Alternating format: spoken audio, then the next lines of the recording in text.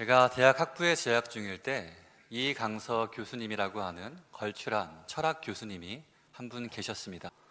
서양 철학을 이해하기 위해 꼭 알아야 할 부분들을 잘 짚어주셨습니다. 무엇보다 좋았던 것은 교수님께서 고대 철학을 통하여 현재 우리의 삶의 문제들에 대한 나름의 해답을 제시해 주셨던 것이었습니다. 모든 것이 다 좋았던 이분에게 딱 한 가지 저를 정말 힘들게 했던 부분이 하나 있었습니다. 그것은 바로 이분이 매우 극성스러운 안티 기독교인이었다는 것이었습니다. 한 번은 교수님께서 우리에게 이런 질문을 던지셨습니다. 여러분이 믿는 하나님은 모든 것을 다 아는 분인가요? 여러분이 믿는 하나님은 모든 것을 다 할 수 있는 전능하신 분인가요? 여러분이 믿는 하나님은 사랑이 많고 선한 것을 추구하는 분입니까? 그리고 교수님께서 여기에 마지막 질문을 하나 덧붙이셨습니다. 그런데 왜 이 세상에는 악과 고통이 있을까요?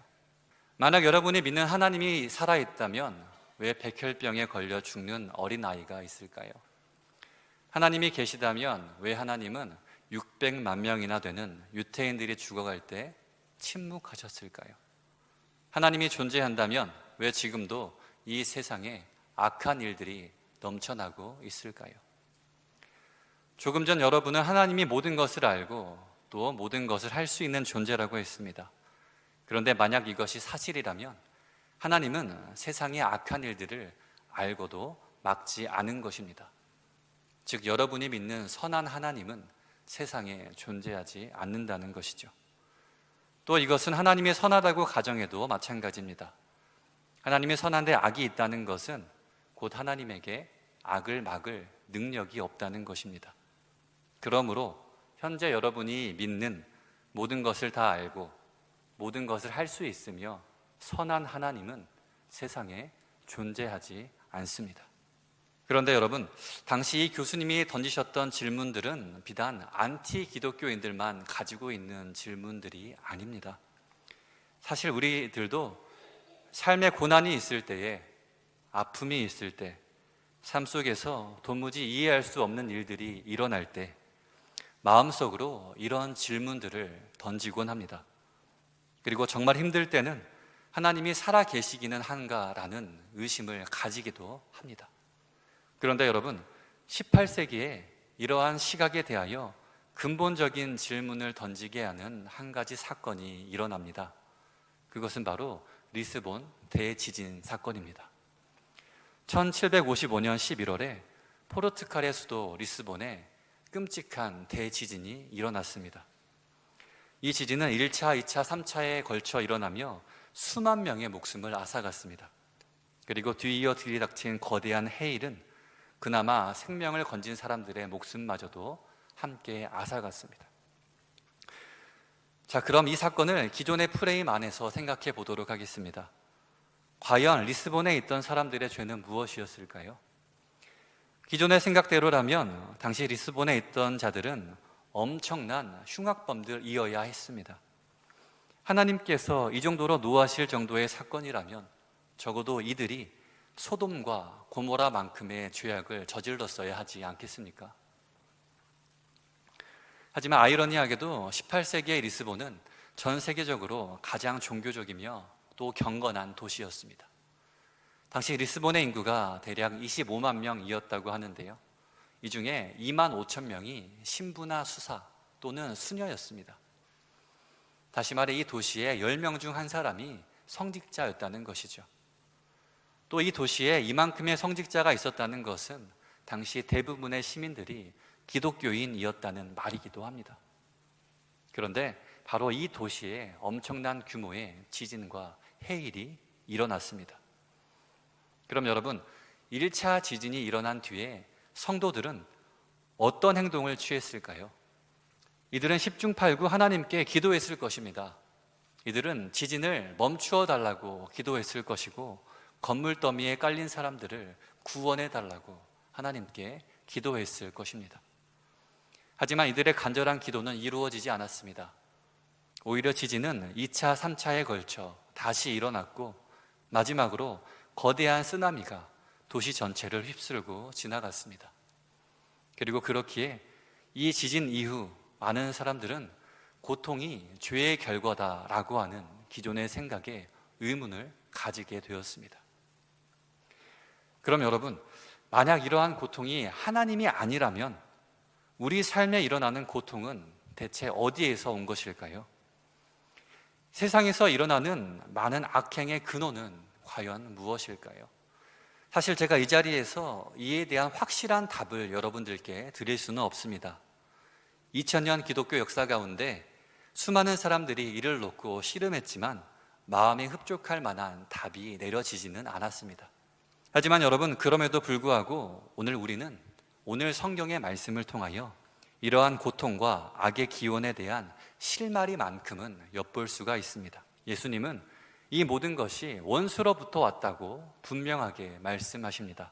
대답하여 이르시되 좋은 씨를 뿌리는 이는 인자요 밭은 세상이요 좋은 씨는 천국의 아들들이요 가라지는 악한 자의 아들들이요 가라지를 뿌린 원수는 마귀요 추수 때는 세상 끝이요 추수꾼은 천사들이니.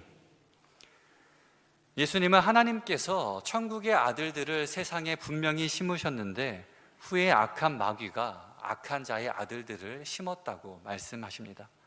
다시 말해 하나님께서 이 세상을 선하게 창조하셨지만 악한 마귀가 이 세상에 악을 심었다는 것이죠. 특별히 우리는 이 말씀을 통해 굉장히 중요한 사실을 하나 깨달을 수 있습니다. 그것은 바로 고통과 죄와 악의 원인이 하나님께 있지 않다는 것입니다. 예수님은 이것들이 원수, 즉 마귀로부터 왔다고 강하게 말씀하십니다. 그런데 정말 안타깝게도 오늘날 수많은 사람들은 고통과 악의 원인을 여전히 하나님으로부터만 찾고 있습니다. 사실 어떤 면에서 하나님께서 고통을 주신다는 그 명제가 완전히 틀린 것만은 아니죠. 성경은 하나님께서 당신의 사람들을 돌이키시기 위해 또 당신의 사람들을 훈련시키시기 위해 고난을 허락하실 때도 있다고 말씀합니다.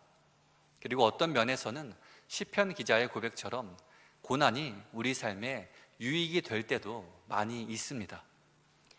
하지만 그럼에도 불구하고 우리는 현재 세상에서 일어나는 모든 고통과 아픔과 고난을 하나님의 탓으로만 돌려서는 안 됩니다. 제가 무척 자주 드는 예인데요, 정말로 그런 일은 없어야겠지만 만약 제가 지금 화가 굉장히 많이 나서 제 곁에 있는 누군가를 죽였다고 가정해 보겠습니다. 만약 그렇다면 이것은 하나님의 뜻일까요? 아니죠. 이것은 제가 저의 분노를 억누르지 못했기 때문에 일어난 일입니다. 또 제가 누군가를 극도로 미워한 탓에 벌어진 일입니다. 다시 말해 저의 죄 때문에, 저의 악한 의지 때문에 누군가가 희생되었다고 하는 것입니다. 그런데 세상에 일어나는 수많은 고통도 이러한 결과로 일어납니다. 인간의 욕심, 인간의 분노, 인간의 타락으로 인해 악하고 나쁜 일들이 일어났고 지금도 일어나고 있다는 것이죠. 여러분, 지구온난화로 인한 여러 가지 재앙은 하나님의 섭리입니까? 봄마다 우리를 괴롭히는 미세먼지는 과연 하나님의 심판일까요? 지금도 세계 곳곳에서 벌어지고 있는 전쟁의 원인은 하나님께 있습니까? 혹 매일 담배를 피우는 사람이 폐암에 걸렸다면 그것은 하나님의 뜻입니까? 여러분, 제가 확실하게 말씀드릴 수 있는 것은 하나님께서 결코 악의 원인이 아니라는 것입니다. 우리 하나님은 이 세상의 어떤 악한 행위도 기뻐하지 않으십니다. 오늘 본문에 예수님께서 분명하게 말씀합니다. 이 모든 것의 원인은 악한 마귀에게 있다고 말이죠. 그리고 악한 마귀의 꾀임의 소가 죄에 빠진 인간들에게 있다고 말입니다.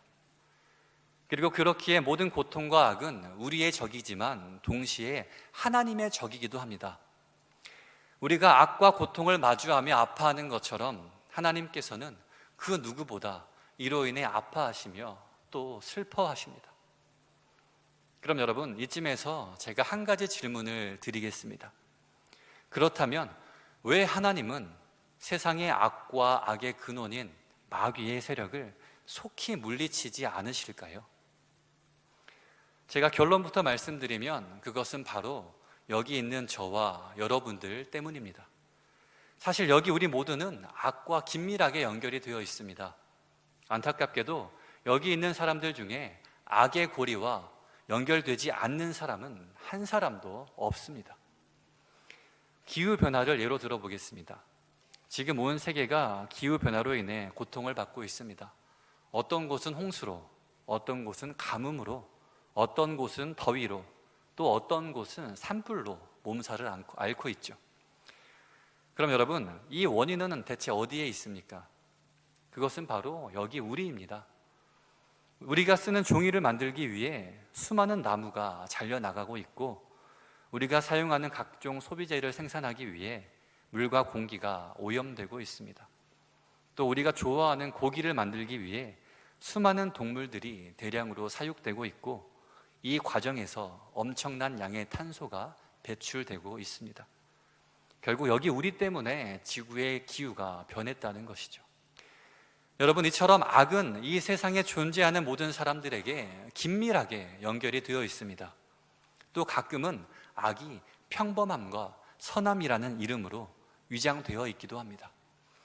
그래서 혹자는 악을 가리켜 신비의 영역이라고 말하기도 했고, 혹자는 악의 평범성을 주제로 한 책을 내기도 했습니다. 그리고 그렇게 만약 지금 하나님께서 온 세계 안에 있는 악과 고통을 멸하신다면 사실 그 누구도 이 심판으로부터 자유로울 수가 없습니다. 그럼 여러분, 그렇다면 하나님께서는 과연 언제 어떤 방법으로 이 악의 세력을 멸하실까요?